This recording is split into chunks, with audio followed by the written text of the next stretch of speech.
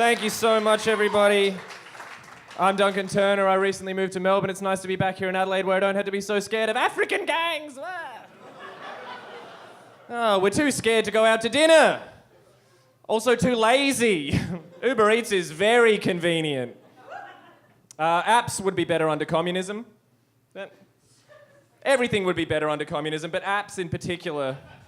I was on a tram the other day, so Melbourne. I was on a tram, and there was an ad for the app Tram Tracker that said, "Tram Tracker, loaded with features."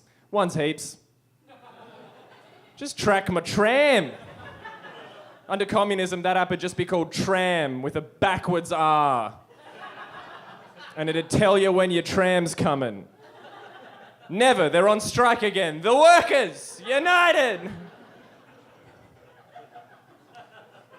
Instagram would be better under communism because I feel like inspirational memes need to go through a bureau for propaganda. Scrolling through my feed the other day and I got a targeted ad for a women's activewear company. Fix your algorithm, dickheads. And what it was a picture of somebody exercising, and then over the top the caption said, "Do one thing each day which scares you." I'm scared of needle drugs. Also, activewear is stupid. There was an old Italian man at my gym the other day working out in a full suit. That's a bloody Fitzbarassionale, eh? A lot of people in the audience right now thinking, gee, I'm fairly sure that incredibly skinny comedian just said he was at the gym. I go to the gym because I have a crippling anxiety disorder. We can tell. It annoys me that as an adult I have been diagnosed with something which as a teenager I would have pretended to have to seem more interesting. My mental illness makes me so creative. And throw up before a flight. I don't just go to the gym, I also got myself put on a mental health care plan. Yeah, radical self-help. What that is you get 6 appointments with a psychologist, and if you're not fixed by the end of them,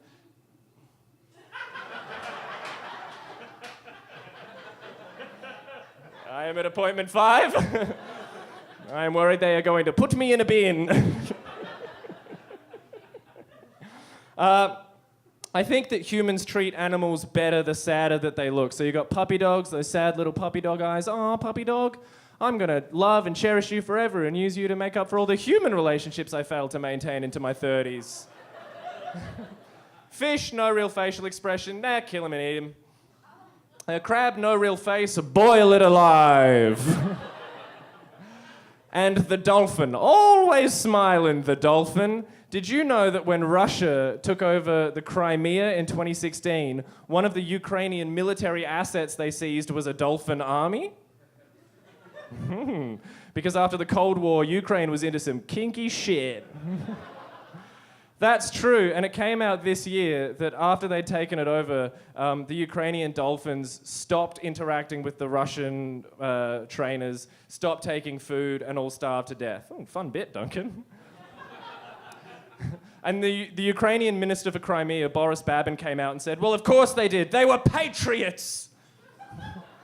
They went on hunger strike for the sovereignty of Ukraine. And, I might add, some human soldiers took their oath less seriously, which had to be hard news to receive if you were a Ukrainian POW in Russia at that point. Does Boris want us to starve to death? Like a dolphin? And then a Russian minister, Dmitry Bielik, came out and said, no, they didn't die patriotically, don't be ridiculous.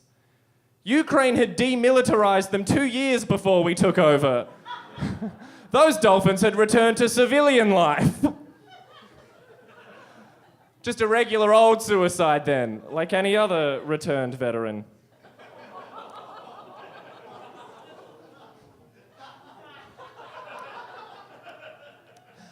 I saw an ad for Westpac the other day, and what it was a father and son clinging for life to an esky next to a capsized boat, and then the Westpac rescue chopper comes down, and the shot holds on the father's face, and the voiceover says, he doesn't bank with Westpac.